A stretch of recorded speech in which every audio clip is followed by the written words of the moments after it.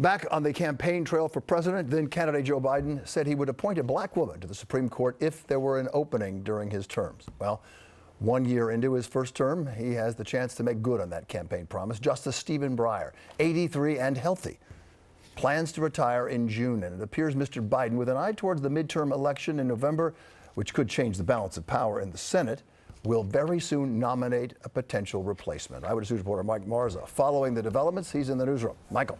Bill, for the first time in 12 years, the Democratic president is poised to seat a Supreme Court nominee. Senate Majority Leader Schumer told us just moments ago the Senate will, in fact, move forward quickly. We've seen the process take 30 days to several months, but no question, Democrats feeling they are racing the clock to try to get a confirmation that could impact the court for decades.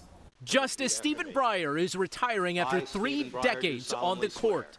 I, Stephen Breyer, do solemnly swear. Nominated in 1994 by President Clinton. I am proud to nominate Judge Stephen Breyer to serve on the United States Supreme Court. The 83-year-old has faced mounting pressure by liberals to step down to give President Biden the chance to nominate his successor, while Democrats hold a slim majority in the Senate as November's midterm election approaches. In the Senate, we want to be deliberate. We want to move quickly. We want to get this done as soon as possible. President Biden, who served as former chair of the Senate Judiciary Committee when Justice Breyer was confirmed, will now nominate his first Supreme Court justice on a court that will likely remain with a 6-3 conservative majority.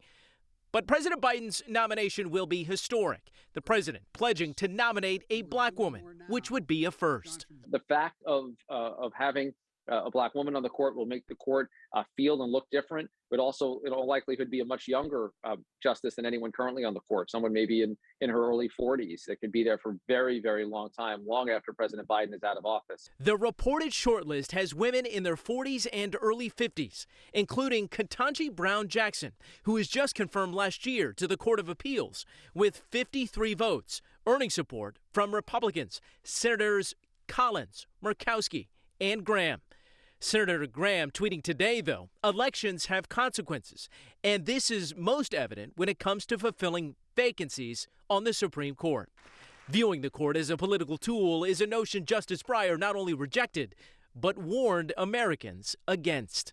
If the public sees judges as politicians in robes, its confidence in the courts and in the rule of law itself can only diminish.